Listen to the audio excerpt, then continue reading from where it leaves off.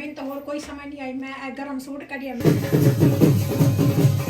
चांदी दी है मेरी हीरे दी सोन तो सही खाली शादी और अब सो जाओ ਉਹ ਹੀ ਚੱਲੀ ਹੋਈ ਹੈ। मैं क्या तू हुन ना फौरन है वेखो हुन जुराबां लांदियां पईयां। अस्सलाम वालेकुम व्यूअर्स, क्या हाल है थोड़े ठीक ठाक हो? उम्मीद करें खैरियत नाल हो सब। मैं भी ठीक ठाक हाँ खैरियत नाल हाँ। तो अज ही असीं जा रहे हैं अज दा जो टॉपिक करना मैं शेयर करने जा रही हूँ ना अपनी मेरी फ्रेंड है वो हाँ है शादी ठीक है शादी ते जा रहे हैं। तो कल मेहंदी है मेहंदी ते जा नहीं सके तो बाद हुण तैयारियां शैरियां लगे पे हैं। कुछ तैयारी कर ली है तो कुछ अजें थोड़ी जी रही है। सर्दी बड़ी है बाहर क्योंकि बारिशां स्टार्ट हो चुकी हैं बारिशां हो रही हैं जिसकी वजह से ना ठंड काफ़ी ज़्यादा हो गई है। मैंने तो और कोई समझ नहीं आई। मैं गर्म सूट कढ़िया मैं कि फिलहाल ना आइयो ठीक है पा के लगे भी कोई मसला नहीं। तो बच्चों को जरा ना हाले मैं तैयार कर आ रही हूँ नाल नाल जिमें जिमें तुहाडे नाल शेयर करसां ठीक है ना। तो बाकी आज की रूटीन इतना तक बिना मजीद डिटेल तुहाडे नाल शेयर करसां ठीक है ना। तब तक वीडियो नाल बने रहियो। शादी ਦਾ ਜਿਹੜਾ ਮਾਹੌਲ ਹੈ ਨਾ ਵੀਰਾ ਉਹ ਅਸਾਂ ਤੁਹਾਨੂੰ ਬਾਹਰੋਂ ਵੀ ਖਾ ਸਕਦੇ ਹਾਂ ਅੰਦਰ ਨਹੀਂ ਵੀ ਖਾ ਸਕਦੇ ਤੇ ਅੰਦਰ ਆਪਣੇ ਤੁਹਾਨੂੰ ਪਤਾ ਪਰਾਈ ਸ਼ਾਦੀ ਹੈ ਜੀ ਇhtiyat ਕਰਨੀ ਪੈਂਦੀ ਹੈ।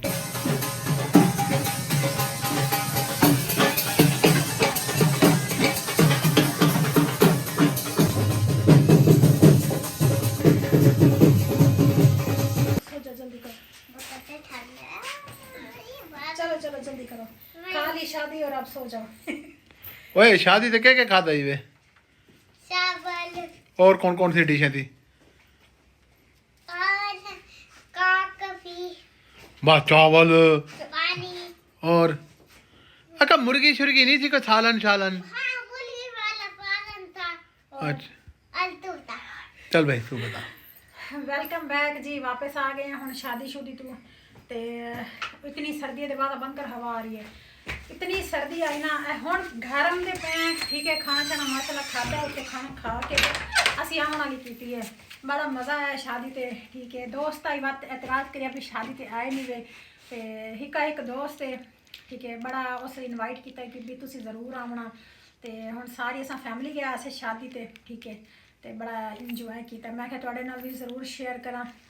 हुण मैं घर आई हाँ ठीक है तो इतनी सर्दी है ना बाहर लगता है बारिश हो सी हवा बहुत ही चली हुई है मैं क्या तू हुण ना फौरन है वेखो हुण जुराबां लांदियां पईयां चल चल सॉक्स दे मुझे क्योंकि उत्थे आई ठंड ठंड है। शादी हाल च बड़ी मैं शुक्र है कि मैं इन्हू कोट हल्का जिहा पवा के गई मैं क्या सर्दी है ठीक है। और कुछ दिन पहले एक दिन पहले दो दिन पहले तो बुखार ही जो सेट होया मसला मेडिसिन चलदियां पईयां ठीक है इन बुखार रह गया बड़ा शदीद। तो अज मैं गई हाँ लेकिन अंदरों मेरे खौफ आई कि इन वत ना बुखार हो जाए क्योंकि अजन इहदा मेडिसिन का ट्रीटमेंट चलता पिया। तो चल सो जा थक गया सो जा मेरा पुर सो जा। थकानी अच्छा उठे गया जी मैंने भुख लगी मैंने अच्छा सारे मैं कि हुण तो तू शादी ते आया अजन सबर कर जांदे ही शुरू हो गया भूख जांदे शुरू हो गया। जो नहीं मुझे इतनी देर लगी शादी और मैं पहुंचना पे भूख नहीं लगेगी मुझे। इतनी देर लगी शादी हाल पहुंचन ते भुख तो लगनी आई बहरहाल जी ये भी सच्चा है ठीक है। ते तू यार खुद नहीं लहा सकती है सारा कुछ। अच्छा आ जाओ अच्छा जी असे जी गए हैं इतने भुख लग गई है सिर खा गया खाना होवे मैं कि हौसला कर खाना भी लग जाता है होर कुछ नहीं। इन मैं मोबाइल दिता मैं कि तू मोबाइल ते काका अपनी गेमां खेड मेरा सिर ना खा।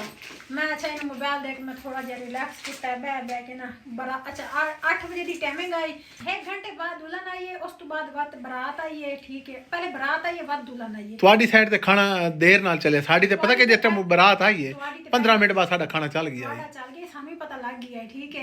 वो आखिर पिया इनू तेरे दे जा अपने अब्बू को तू जा खाना खाओ ते खाना लग गया तेन इतनी भूख लगी बैठी है। खैर 5:30 खाना लग गया लेकिन तुहानू पता लेट हो जाता ना 10 बजे जाके खाना लगे। हाँ थोड़ा सा आगे को इस तकिए के नीचे मैं रख मैं बात कर हाँ अच्छा बात ना इन जो है कि 10 बजे तुहानू पता लाइटिंग शादी हालों की बंद हो जाती है और लाइटिंग ऑफ होनी हो गई है थोड़ी इस गल में ध्यान देने।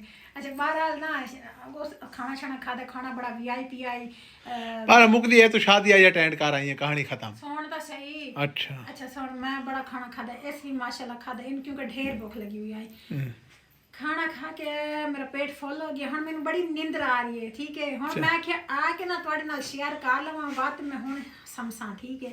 अजे मैं वेखो उन्हें दी उन्हें बैठिया मैं अपनी अंगूठियां भी नहीं लहाइयां ठीक है। ए जेहड़ियां मैं अंगूठियां ना मेरी चांदी दी है मेरी हीरे दी ते ए हुण मैं लाई सा इन्हां नूं सांभ के रखसां थोड़ा जिहा मैं हुण फ्रैश हो जावां ठीक है ना। ते मैनूं दिओ इजाजत ते अल्लाह हाफिज़।